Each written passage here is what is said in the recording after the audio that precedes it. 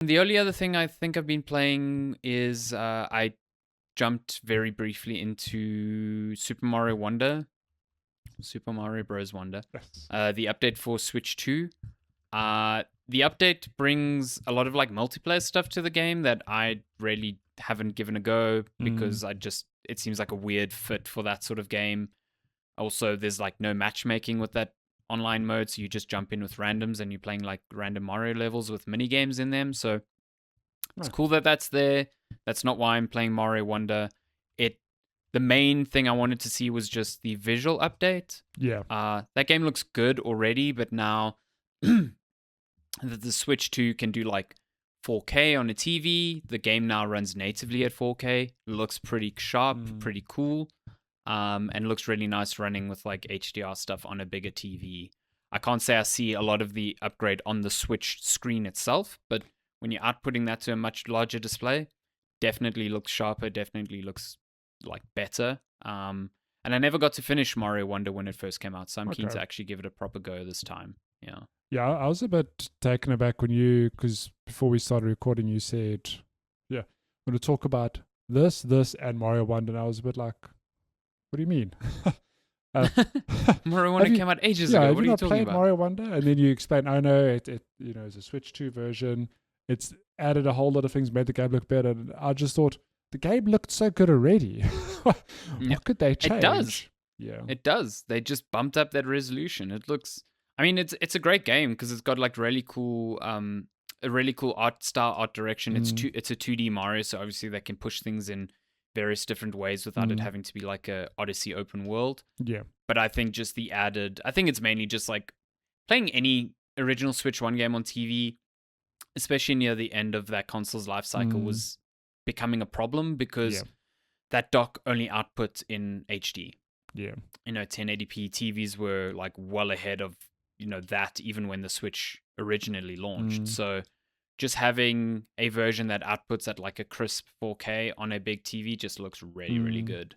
But yeah, you're looking at the trailer now and it's all of these Bellabel Park things are the mini games and multiplayer things that have been added to the Switch 2 edition. You can obviously upgrade your Switch 1 edition to this one for, I think, $20, which is, I think, a bit much, in my opinion. Like, if you're there just for the visual upgrade, you can't just do the visual upgrade. You have to get all this stuff that you might not even want to, like, really engage with. And $20 is a bit extreme when you consider, like, these Zelda upgrades were, I think, 10. And those were, yes, mostly just cosmetic and visual updates as well, but that's kind of what I think most people are looking for anyway. Yeah. So, yeah. It seems a bit cheeky to make it 20. Yeah, I tend to agree. And it also makes the Switch 2 edition, the base edition, $80, which Super Mario Wonder is great and all, but $80 is steep. It's a lot. Yeah, it's a lot of money. So, I mean, I don't understand Nintendo's inconsistency with these sorts of things. Like, some upgrades are $5, some are $10. Then you've got this one, which is like borderline an expansion, but with stuff that, you can't piecemeal take the bits that you want. Yeah, I don't know. I really thought they'd go the route that they did with Breath of the Wild and Tears of the Kingdom, where it was like, cool, you're paying your $10 just to upgrade this. Similar to how, Xbox and PlayStation did their cross-platform stuff. Which is like also a bit, in my opinion, a bit cheeky, but it's fine. It is, it is what it is. Yeah, $20 seems a bit much. So I hope they don't continue down that path because, like, I don't know if this stuff is all good or all bad. It's just stuff that I don't really want to play. Yeah. I just was there for the visual upgrade, and that shit is cool. But I can't tell you that $20 just for that is worth it. Yeah. I mean, it also could be a thing of maybe they experimenting. Maybe, yeah. I don't know how they tested, but maybe it is a thing of, okay, when you sold at $5, we saw a huge uptake. When we saw 20, we saw a big dip, like 10's a sweet spot. Maybe that's a fair point. Maybe they put it at 20, that we sold way more than we thought we would. Let's just stick it with 20 moving forward. Yeah. But remind me. No, that's fair. That's fair. I'm blanking. The Super Mario Wonder, there was multiplayer in the base game, though. I think it was co-op, wasn't it? It was a co-op. Okay. Yeah. I can't for life remember. Yeah, if you could play with a whole group of people, if that's what this expansion's bringing, I was like, just multiplayer stuff. Yeah, it's like minigame multiplayer stuff. Okay. So it's just different. I do recall that you could play the first one, the original Switch base one, version in co-op. Okay. Yeah. This one also adds Rosalina as a playable character, which is Damn. I mean, tying in with that new Mario movie, I guess. Gotta do it. Which begs the question, Gotta where's do the it. next 3D Mario? This is the question. I don't know if you kept up with some of the rumors that were going around last week to do with like Nintendo and what they might be releasing this year.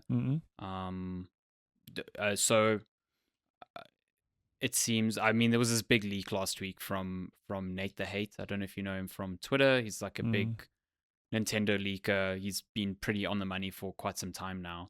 So they were saying on Twitter that a new Star Fox game is like around the corner from being announced and released at the same time. I don't know if in the same like sort of week or whether it's like going to be announced and released a month later, and that's to coincide with Star Fox appearing in the movie. Okay. So that's kind of weird because there hasn't been a Star Fox game since Star Fox 0 on the Wii U or 64. Or some people would say it's 64 because that's the one they really enjoy. The other bit of news was that Ocarina of Time is getting a remake this year. That I heard, yeah. Which is wild. I'm so curious to see what that ends up being. Ocarina of Time is like the quintessential Zelda game. That is like the template that so many of them followed for so long, and is like the one that defined Zelda for so long. And along with that was this the suggestion that a 3D Mario is in development but is not coming out this year. Which is kind of makes sense when you think Donkey Kong Bonanza came out last year. Yeah. But again, strange that Mario's 40th anniversary came and went and we didn't get a new 3D Mario. We didn't even get a new Mario game, which is really weird to me. So, we're waiting for the big 5-0. We're getting Legend of Zelda remake on the Zelda's 40th anniversary, so... Yeah. I have to wonder with things like that, if maybe they had something planned and it just quietly didn't work out, whatever. Don't know. Yeah. Totally possible. I feel like they would have wanted to have a Mario game that would coincide with the film. I can't imagine that the plan all along was just an update to Super Mario Wonder. So maybe. I mean, they re-released Galaxy 1 and 2 last year, so that didn't even coincide with the film, which is strange to me. What are they doing over at Nintendo? Yeah. Playing darts at a board going, yes, release Mario Galaxy. Star Fox remake. Ocarina of... Sorry, not Star Fox remake. And the dartboard they're throwing it at, they have Wind Waker on Switch on a dartboard in a different building that cannot be reached. Like there's a chance of it happening. It's unlikely, but it could happen. The chances are low, but never zero. Never zero. My God. Okay, but Super, we're going to land this plane. Super Mario's Wonder, the update, is a good time, if not maybe a bit pricey for what it is. If I don't own Super Mario's Wonder and I've got a Switch 2 now, I'm assuming I pay the full price, which is, I'm assuming, $80. It's from the get-go, it's $80 now. Just $80. There's no way to buy the Switch 2 edition without the additional stuff. I can't just buy the original for $60. I could buy like the Switch 1 version. Oh, you mean version. like the Switch 1 version I could. for Switch 2? Yeah. I think you can. Yeah. Okay. That's for $60. Yeah. Okay, Nintendo. I see you. Look, if you've never played I felt Super like a Mario penny Wonder, dropping moment. You're like, wait a minute. Yeah, I'm like, If you've never played Super Mario Wonder, the game is really good. Is it very good? Is it $80 good? It's a very steep price.